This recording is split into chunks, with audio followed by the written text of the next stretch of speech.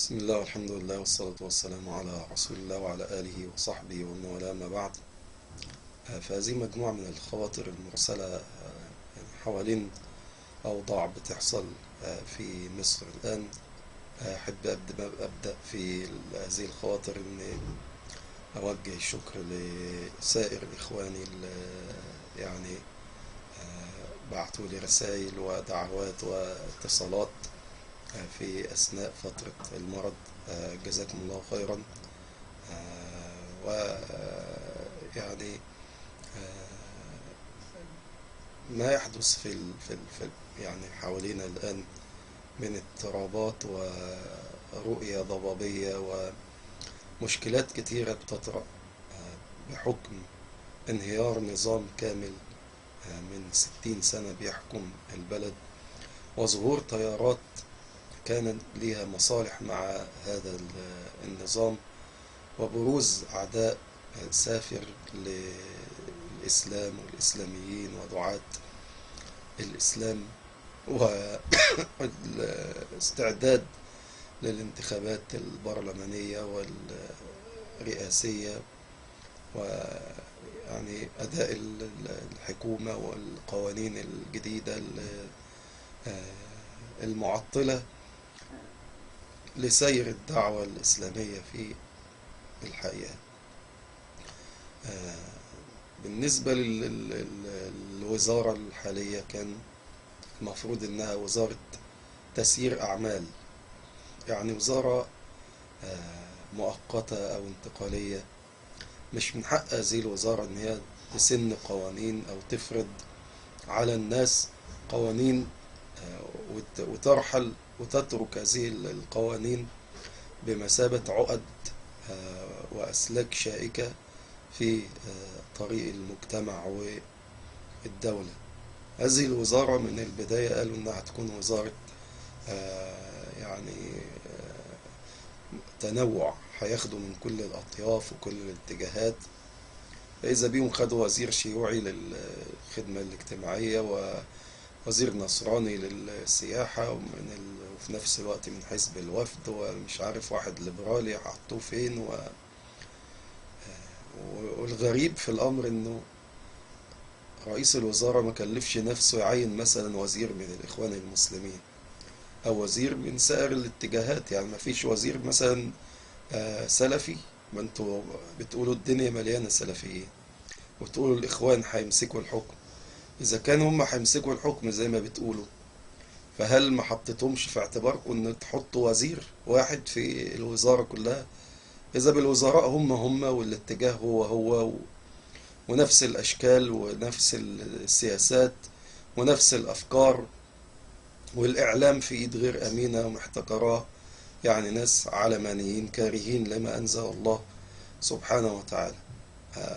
وفي ظل يقول لك البلد فيها انفلات أمني ومش عارف إيه، يتم القبض على ناس أصحاب توجه إسلامي واعتقالهم وتقديمهم للمحاكمة. الله!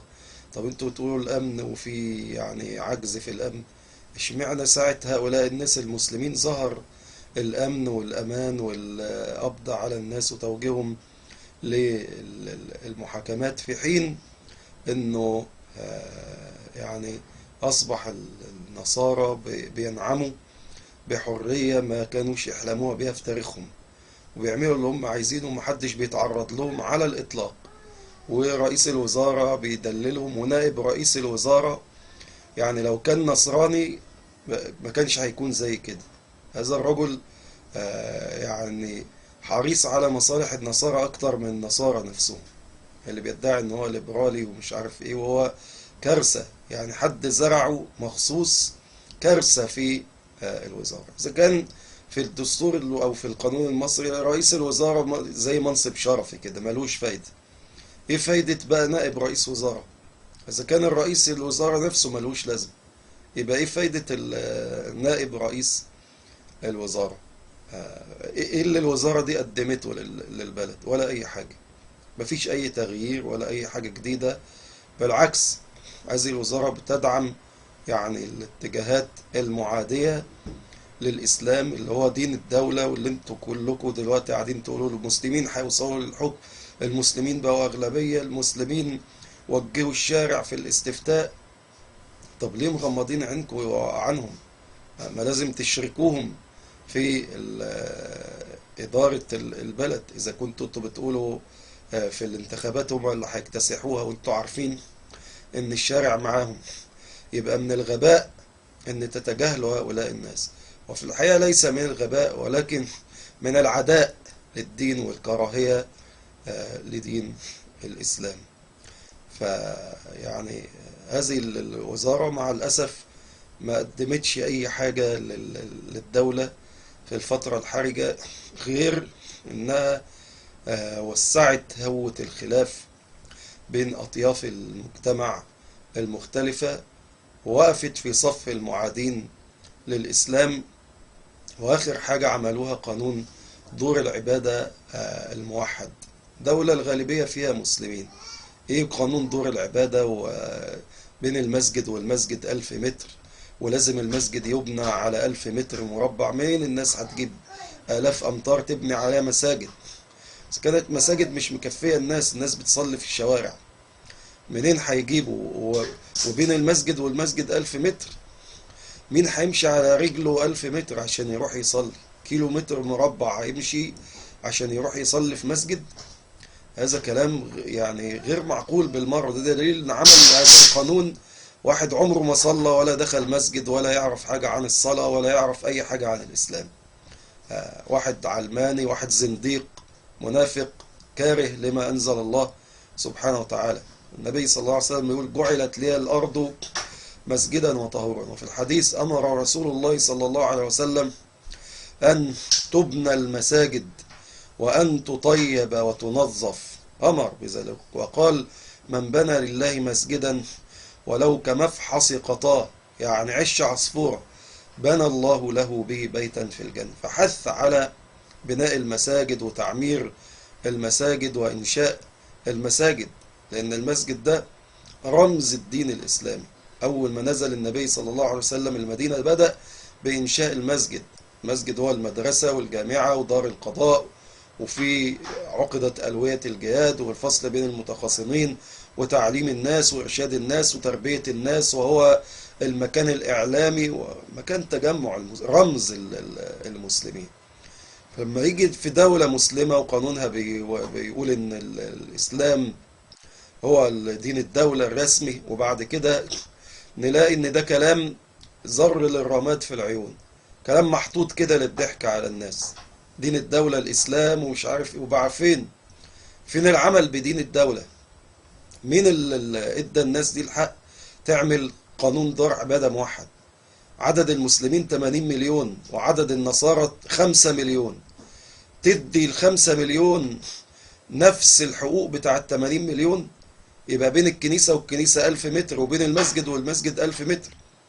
وقال ايه؟ لا يجوز بناء مسجد بجوار كنيسة، لكن يجوز بناء كنيسة بجوار مسجد. الله، طب ما تخلوا فيه مساواة. يعني لو في كنيسة ما ينفعش المسلمين يبنوا جنبها مسجد، لكن لو في مسجد ينفع النصارى يعملوا جنبه كنيسة. بأي حق؟ مين اداكوا الحق ان انتوا؟ هل رجعتوا لهيئة كبار العلماء؟ هل استشرتوا مشيخة الأزهر؟ هل رجعتوا لمجمع البحوث الإسلامية؟ هل استفتيتوا في هذا القانون؟ ولا شوية ناس زنادقة قعدوا في غرفة مغلقة يخططوا لمصلحة أعداء الدين وأعداء الأمة، وعملوا القانون دور العبادة الموحد؟ إيه دور العبادة؟ طب وإحنا عندنا هندوس في البلد، وعندنا بهائيين، وعندنا شيعة، وعندنا يهود. هل من حق دول إن هو يبقى يعملوا معابد للهندوس؟ ما أنتوا بتقولوا دور العبادة الموحد، يبقى مش كنايس ومساجد بس، يبقى من حق الهندوس يعملوا، وبين المعبد والمعبد 1000 متر، ومن حق الإسماعيلية ومن حق النصيرية ومن حق عبدة الشيطان يعملوا معابد، والماسونية تعمل معابد ومحافل، وبين الواحد والواحد 1000 متر. وإلا يبقى عبث، ويبقى أنتوا يعني ناس بتضحكوا على نفسكم. مثل هذه القوانين المتعلقة بالدين وبالشرع لازم تعرض على هيئة كبار العلماء تقول ايه رأيها فيها. ايه حكم الشرع في مثل هذا الكلام؟ 5 مليون يبقى عندهم دور عبادة قد 80 مليون، وبين الكنيسة والكنيسة 1000 متر، وبين المسجد والمسجد 1000 متر. إذا كان الناس دول ما بيصلوش، ما عندهمش صلاة غير يوم الحد، وفي كنايس كتير ما حدش بيروح، تلاقي 5 6 داخلين، ومساحات ضخمة وقلاع مبنية. فين دور الدولة في بناء المساجد؟ وزارة الأوقاف خدت الأوقاف اللي المسلمين كانوا واقفينها بالمليارات، اتنهبت واتوزعت واتسرقت، وما بتعملش أي مساجد. يعني دلوني على في ال 30 سنة اللي فاتوا فين ميزانية بناء المساجد في الدولة؟ الدولة مش بتبني مساجد. المساجد اللي بيبنيها الناس متطوعين لوجه الله سبحانه وتعالى. أما الدولة نهبت الأوقاف وسرقتها، وما بتعملش أي حاجة. يقول لك وزارة الأوقاف، إيه فايدتها وزارة الأوقاف؟ واقفة حال الدعوة الإسلامية، في مسجد، في نشاط، في رواد، في دعوة، يقول لك ضموا لي الوزارة. يجي الوزارة تنهب المسجد وتخربه وتموته، والرواد اللي فيه ينفضوا. ادي دور الوزارة، موجهة شوية موظفين حكوميين لخدمة أغراض السياسة الخسيسة الموجودة. فهذه الوزارة مع الأسف الشديد وزارة محبطة، عملت إحباط للشارع المصري، ومع مش متجاوبة بالمرة مع نبض الشارع ولا مع اتجاه الإسلام الموجود في كل شرائح المجتمع. فهذا قانون باطل، وهذه الوزارة في الحقيقة وزارة فاشلة. يعني هؤلاء الناس لو بيحترموا نفسهم يستقيلوا، يقدموا استقالتهم، لأن ما عملوش أي حاجة، ولا قدموا ولا نهضوا ولا عملوا، ولا عندهم أي ورقة عمل ولا خطة عمل ولا حاجة بالمرة. شوية قعدات وكلمات تلفزيونية وخلاص. فين الإنتاج؟ ما فيش أي حاجة. فهذا القانون قانون باطل، ومش هيتعمل بيه ومش هيتنفذ أصلا. النصارى طالبين ان يكون بناء المساجد الكنايس بالاخطار، يعني زيه زي البيت. ازاي؟ على اي اساس؟ هذه الكنايس لازم يرجع للمحافظ، يرجع. ده كان الاول في ايد الرئيس، هو اللي بيصدر القرار ببناء كنيسة. لا، عايزين يبنوا كنايس كتير عشان يقولوا احنا موجودين والبلد مش عارف ايه، ولازم يبقى لينا حصة في الحكم ولينا. ده كلام فارغ، وتنازلات على على حساب مصلحة الإسلام والمسلمين. بالنسبة لموضوع الانتخابات الرئاسية والبرلمانية واللي هتحصل في الأيام اللي جاية إن شاء الله، طبعا بالنسبة للانتخابات البرلمانية لابد من اختيار كوادر مؤهلة تكون فعالة في البرلمان. يعني مش أي واحد هف على دماغه عايز ينزل الانتخابات انتخبوا فلان الفلاني. كان أصبح في أحزاب إسلامية، هذه الأحزاب عليها تبعة كبيرة جدا. لابد من اختيار ناس محترم، ناس مثقفة، ناس متعلمة، تقدر تدعم يعني خطة عمل المسلمين خلال الفترة القادمة. يعني مش عشان واحد مثلا غني نقول له تعالى رشح نفسك، هننزلك تبع الحزب بتاعه عشان معاه فلوس، عشان يدعم الحزب. هذا لا يجوز، هذا منطق الأحزاب البرجماتية الانتهازية. أما عندنا نحن المسلمين لابد من اختيار كوادر مؤهلة. إذا كان أبو ذر الغفاري الصحابي الجليل العظيم قال يا رسول الله استعملني، يعني اجعلني من عمالك، خليني محافظ، خليني. فقال يا أبا ذر أنت رجل ضعيف، أنت رجل ضعيف، يعني ما تصلحش للإمارة. هذا كلام واضح جدا، ما فيش مجاملة على حساب الدين.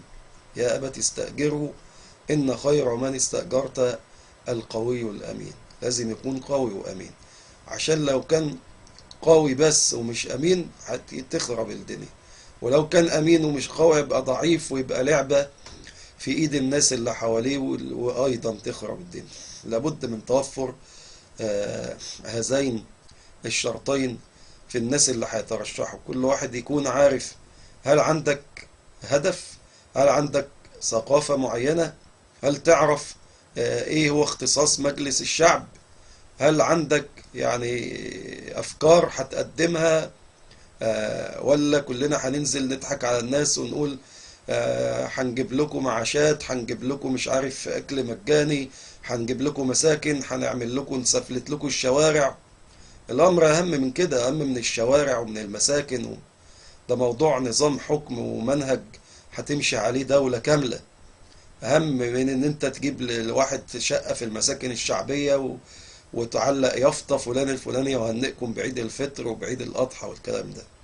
الناس اللي هتدخل البرلمان خصوصا الاسلاميين لازم يكون ناس عندها فكر وعندها هدف وعندها ثقافة وعندها علم وعندها يعني شمولية في النظرة، بحيث يقدروا يناقشوا القوانين ويناقشوا التشريعات اللي هيسنها هذا المجلس. كذلك انتخابات الرئاسة، وأصبح الآن حالة من الفوضى في الرئاسة. كل يوم تسمع فلان الفلاني هيرشح نفسه للرئاسة، عمرو موسى، البرادعي، الأشعل، الجويلي بتاع التموين، الراجل بلال اللي كان في الجيش التاني، شفيق اللي الناس عملوا مظاهرات عشان يشيلوه من الوزارة هيرشح نفسه للرئاسة، عمر سليمان اللي الناس كرشته وقالوا له ارحل ارحل، عاوز كمان يرشح نفسه للرئاسة، سليم العوة هيرشح نفسه للرئاسة، أبو الفتوح هيرشح نفسه للرئاسة، حازم أبو إسماعيل هيرشح نفسه للرئاسة. دعونا من الناس العلمانيين واللي يرشح يرشح، لكن الناس الإسلاميين لابد يتم اختيار واحد فقط والباقي يتنازل ليه. إذا كان هؤلاء الناس عايزين يعملوا لمصلحة الأمة ولمصلحة الدين، واحد بس يرشح نفسه وبقية الناس تتنازل، وكل الأئمة والدعاة والشيوخ يجتمعوا على مستوى مصر ويختاروا واحد ويتم دعم هذا الرجل الواحد وتوجيهه، ويبقى ليه مجلس شورى من هؤلاء العلماء لتوجيهه أثناء تولي الحكم. أما الصورة الموجودة دي صورة من الفوضى. أنا هبقى الرئيس، أنا هرشح نفسي ليه؟ هترشح نفسك ليه؟ عاوز تعمل إيه؟ إيه الآليات اللي عندك اللي هتغير بيها؟ إيه الأهداف؟ إيه خطة العمل اللي أنت راسمها؟ المفروض اللي يرشح نفسه للرئاسة ده واحد من 20-30 سنة يكون بيجهز نفسه لمثل هذا الكلام، إذا كانت متوفرة في الشروط الشرعية.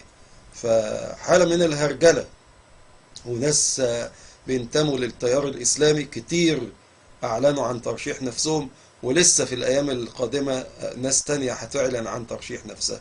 هذا خطأ.